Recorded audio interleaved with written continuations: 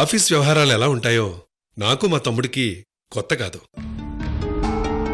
కాబట్టి మా వాణ్ణి జాగ్రత్తగా చూసుకోండి. అలాగే లక్ష్మీనారాయణ గారు. వచ్చేది మా వదిన కాదు, మీ చెల్లెలు కృష్ణవేణి.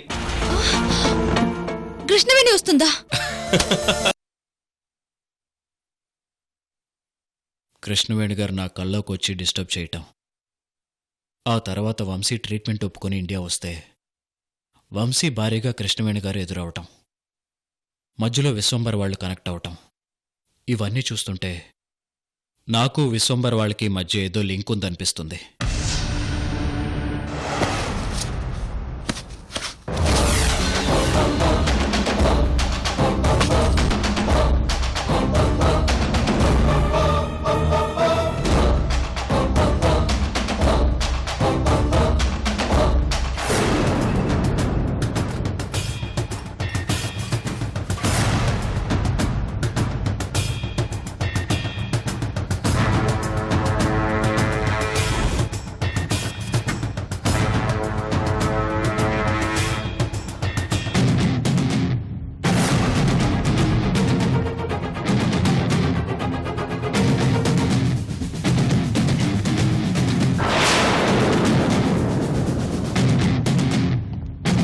చిదంబరం, చిదంబరం బాస్.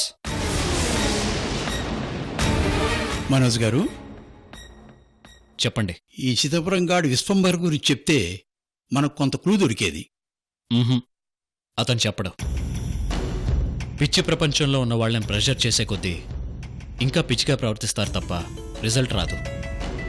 అతని గురించి వదిలేయండి.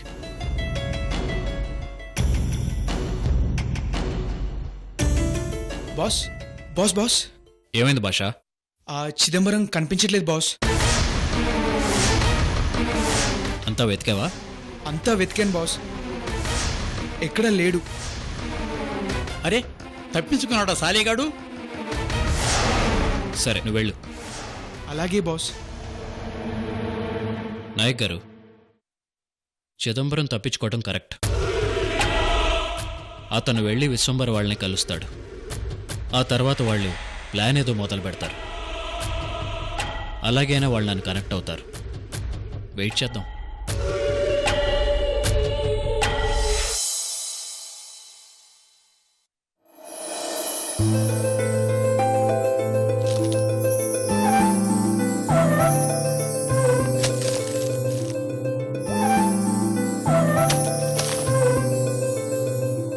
యోగేంద్ర గారు, నాకు ఈరోజు చాలా సంతోషంగా ఉంది.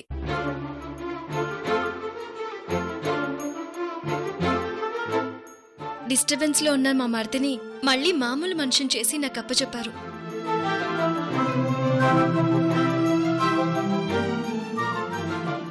తను ఇంత త్వరగా రికవర్ అవుతాడని నేను అనుకోలేదు. Anyways, thank you so much Yogendra గారు. ధ్యానంలో ఉన్న గొప్పతనం అదేనమ్మా.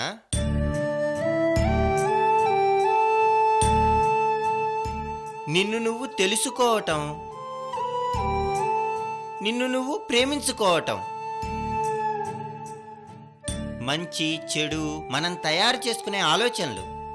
మనస్సు నుంచి చెడు ఆలోచనలు తీసేస్తే చాలు, అంతా మంచే మిగులుతుంది.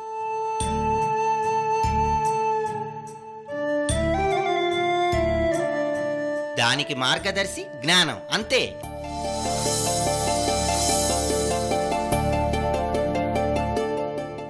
ధ్యానం గురించి నేను రాసిన పుస్తకం మీకు గిఫ్ట్గా ఇస్తాను, తప్పకుండా చదవండి. అలాగేనండి. అలివేణి, అమ్మా అలివేణి.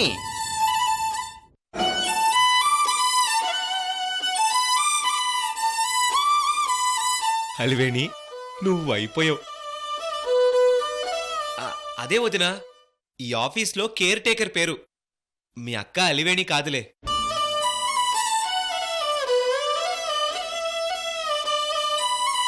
రాజు, రాజు మాస్టర్, నేను రాసిన ధ్యానం పుస్తకం కాపీలు నా ఆఫీస్ టేబుల్ మీద ఉంటాయి. ఓ కాపీ తీసురా. అలాగే మాస్టర్.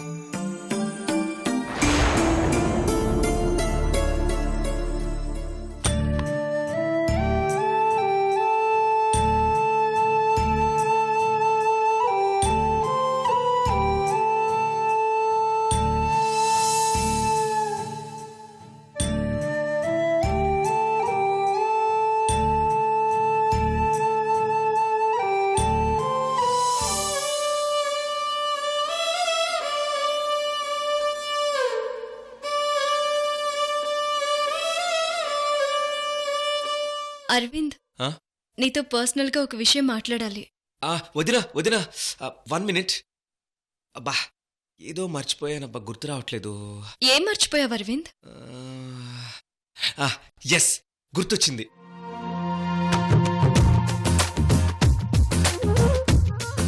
వన్ మినిట్ వదినా. సరే. అరవింద్ వెళ్ళిపోతున్నావా? నన్ను వదిలి వెళ్ళిపోతున్నావా Arvind?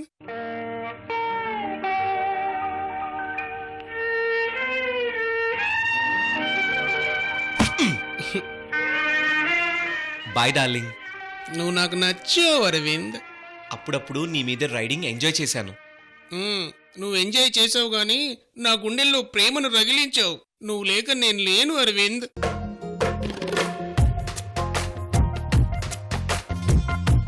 Bye. I love you Arvind.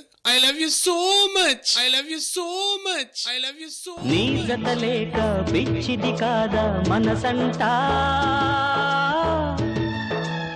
ఆ డొక్కు సైకిల్తో మాట్లాడడం కోసమా? అమ్మయ్యా. ఏంటి అరవింద్ సైకిల్తో మాట్లాడుతున్నావు? ఏం లేదు వదినా, ఐ లైక్ దట్ సైకిల్.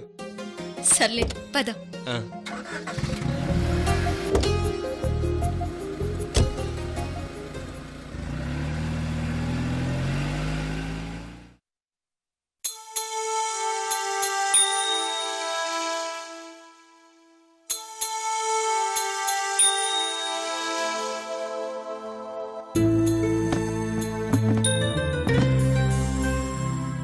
ఇందాకటి నుంచి ఆలోచించలేదు, కానీ అరవింద్ వెళ్తుంటే సంథింగ్ ఏంటో. సర్లే.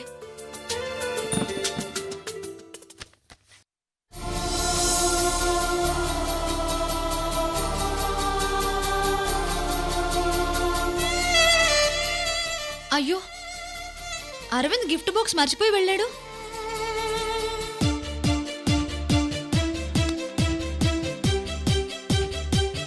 అరవింద్కి ఫోన్ చేస్తే పక్కనే కృష్ణవేణి ఉంటుంది. వద్దులే, తర్వాత ఫోన్ చేసి చెప్తాను.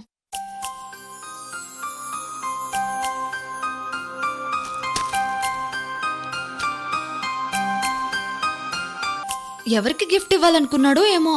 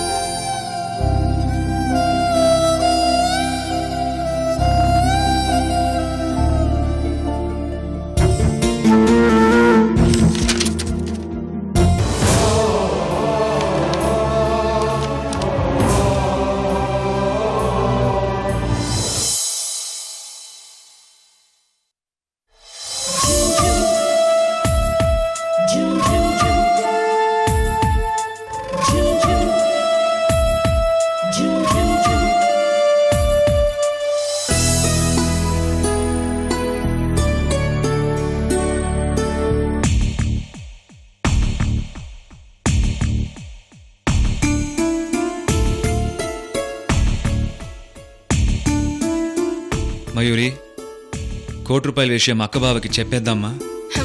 చెప్పేద్దామనే కదా వెళ్తున్నా. అంటే నాకు కొంచెం టెన్షన్గా ఉంది మయూరి. ముందు నువ్వు స్టార్ట్ చేయి, కాసేపట్లో నేను అందుకొని మాట్లాడతాను. ఛీ, మరీ ఇంత పెరిగితనవా? నేను మాట్లాడతాను, రండి. రత్న, రేపటి నుంచి బడ్జెట్ సమావేశాలున్నాయి. నేను ఢిల్లీ వెళ్తున్నాను. వెళ్ళిరా సృజన్. వెళ్లే ముందు ఒక ఇంపార్టెంట్ విషయం నీతో డిస్కస్ చేయాలి. చెప్పు.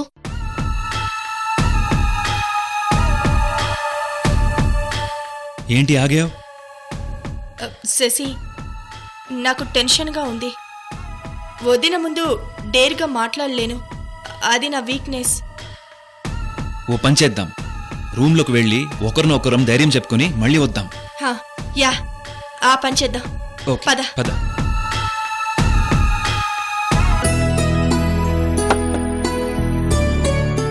మనం ప్రెస్టీజియస్గా స్టార్ట్ చేసిన రియల్ ఎస్టేట్ వెంచర్ ప్రోగ్రెస్ లేకుండా ఉంది. దాన్ని ఎలాగైనా మూవ్ చేయాలి. శశిధర్ ఉన్నాడు కదా సృజన్. తను సరిగ్గా హ్యాండిల్ చేస్తే ఈ పరిస్థితి ఎందుకు వస్తుంది? సరే, ఇప్పుడేం చేద్దామంటావు? 1 వీక్ నువ్వు ఆఫీస్కెళ్ళి ఆ వెంచర్ గురించి చూసుకో. నేనా? నా వల్ల కాదు. మీతో పాటు నేను కూడా ఢిల్లీకి వస్తాను. సరదాగా మీతో స్పెండ్ చేయాలనిపిస్తోంది. ఎండి గారు, మీ మూడేంది సడన్గా ఇలా మారుతుంది? ఆఫీస్ విషయాల నుంచి నన్ను రిటైర్ చేయండి. అబ్బా, నాకిదెంత గుడ్ న్యూస్. ఎందుకు? నేను కూడా బిజినెస్ వ్యవహారాలన్నీ వదిలేసి నిన్ను తీసుకొని సరదాగా నెలకు 2 వరల్డ్ ట్రిప్స్ తిరిగి రావచ్చు. మరీ అంత ఆశపడకండి.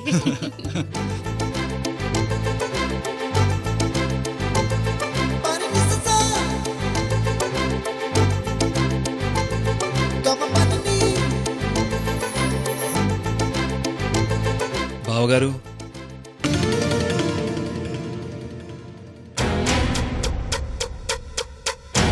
రాసేసి రామాయు.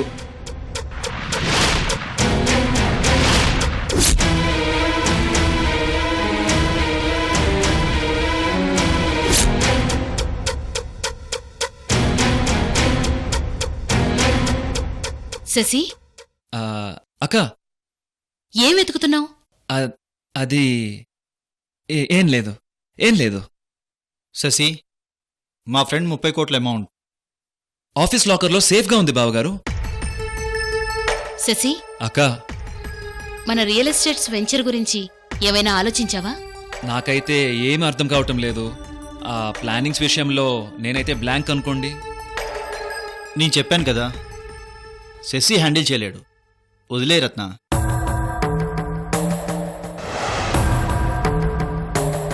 వెళ్ళి ఇంతసేపు అయినా ₹1 ఇష్యూ ప్రస్తావించడేంటి? బావగారు, చెప్పు శశి. అది అది ఏంటి శశి, ఏదో చెప్పడానికొచ్చి టెన్షన్ పడుతున్నట్టున్నావు? ఏంటో చెప్పు. ఏం లేదక్క, అది ఆ రియల్ ఎస్టేట్ వెంచర్ క్లోజ్ చేస్తే మంచిదని చెప్దామని వచ్చాను. షటప్.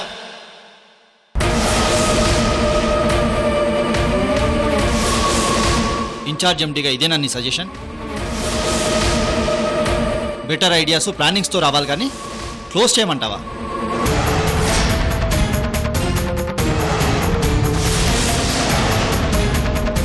సారీ బావగారు. సరే వెళ్ళు.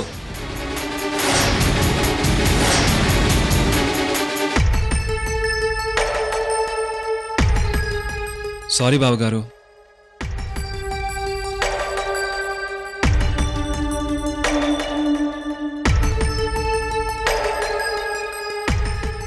ఇప్పుడు ఏం చేద్దాం రత్న? నా దగ్గర ఒక అద్భుతమైన ఐడియా ఉంది సృజన్. ఏంటి ఐడియా? కృష్ణవేణి.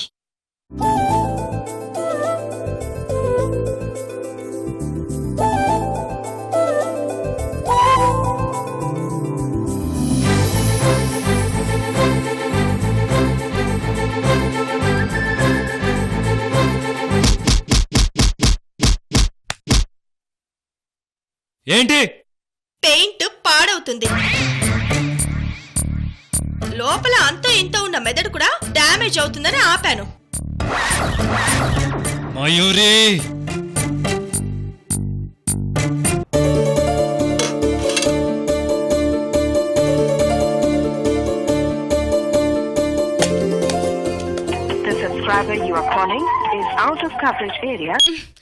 అమ్మా, ఆయన ఫోను నాట్ రీచబుల్ వస్తాండదే. అబ్బా, ఇక్కడ ₹1 రీచ్ అయి ఉండ్లా? అల్లుడి గారు ఎక్కడికి వెళ్ళరు, వస్తారులేవే. అది కాదమ్మా, ఈ ప్రాబ్లంకి సొల్యూషను నా దగ్గర ఉండాది అని చెప్పబెట్టకుండా బయటికి పోయినారు. నాకెందుకో భయంగా ఉండదమ్మా. ఇప్పుడేంటమ్మి, ఈ ₹1 టెన్షన్ తట్టుకోలేక అల్లుడి గారు ఎలా నాగాయిత్యం చేసుకున్నారేమో అనగా నీ భయం. చాచా, అల్లుడు అట్టంటోడు కాదే చదరగలా. ఏమోనమ్మా, ఆఫీసులో మిస్ అయిన ₹1 వెతికి వెతికి పోతే పోయి అని వదిలేస్తే ఎంత బాగున్నో. నా మొగుడు హ్యాపీ, ₹1 నేను హ్యాపీ. అబ్బా, ఈ ₹1,00,00,000 మనమేనే ఆ.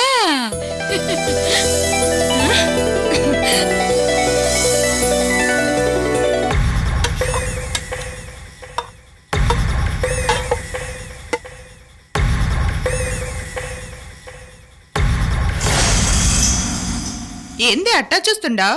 నువ్వంట చేస్తున్నావేంది? ఆ కంచరగాడ చంద్రకళ ఏం చేస్తుంది? తలనొప్పిగా ఉండి పడుకుందేమో. రూమ్కి గడి వేసింది. చూసి చూసి నేనే వంట మొదలు పెట్టాను.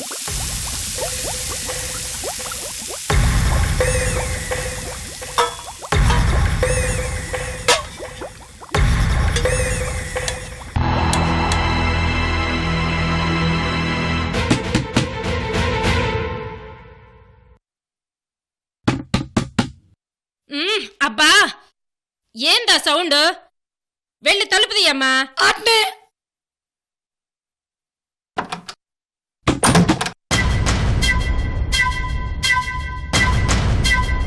వసే చంద్రకళ, అబ్బా ఏంది పెద్దమ్మా, నీకు పని పట్టలేదా ఏంది? అదే నేను అడుగుతున్నాను, నీకు పని పాట లేదా? ఇప్పుడు నా పని పాట గురించి నీకెందుకు పెద్దమ్మా? ఏమే, ఉమ్మడి కుటుంబంలో వంట చేయాల్సింది చిన్న కోడలా పెద్ద కోడలా? అట్లాంటి రూల్స్ ఈ ఇంట్లో ఏమీ లేవు. రూల్స్ లేకపోతే మాత్రం పనులన్నీ నా కూతురు చేయాలా ఏంది? 24 గంటలు రూమ్ లో గడి పెట్టుకుని దున్నపోతులా పడి నిద్రపోతుంటే నా కూతురు వంట చేసి పెట్టాలా?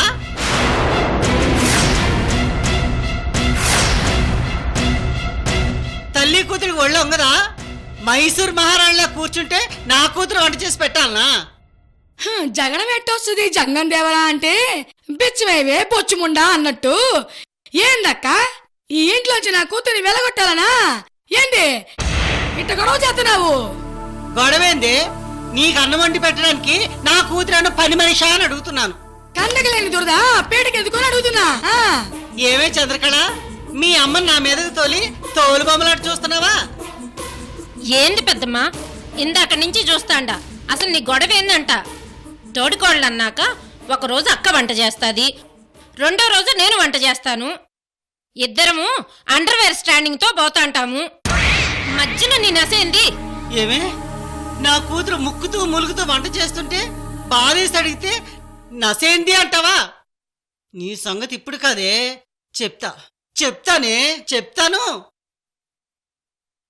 చెప్తానే ఈ పని చెప్తాను. అమ్మోయ్ నాయనోయ్, నడు విరిగిపోయిందే తల్లి. అసే వరం, తొందరగా రావే బాబు. అమ్మోయ్ నా నడు విరిగిపోయిందే. వస్తే పేరమి, నీకు ఇదేం పోయే కాలమే? నన్ను చంపేయాలనుకున్నారా ఏంది? అమ్మా అమ్మోయ్ అమ్మా అమ్మోయ్, ఏమైనాదమ్మా? వసే వరం, ఈ తల్లి కూతురు ఇద్దరు కలిసి నన్ను చంపాలని ప్లాన్ చేశారే.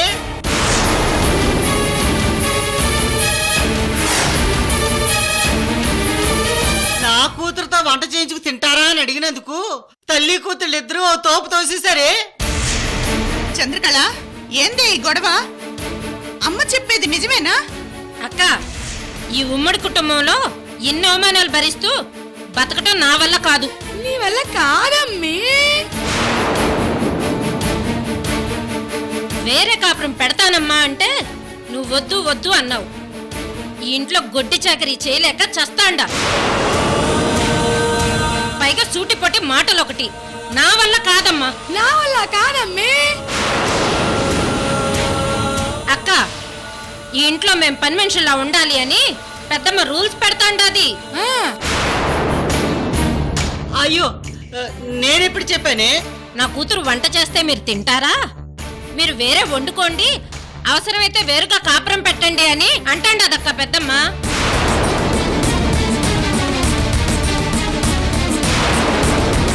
అయ్యో, నేనెప్పుడన్నానే? పెద్దమ్మ కక్ష కట్టి ఉమ్మడి కుటుంబంలోంచి నన్ను బయటికి పంపాలనుకుంటాండదక్క.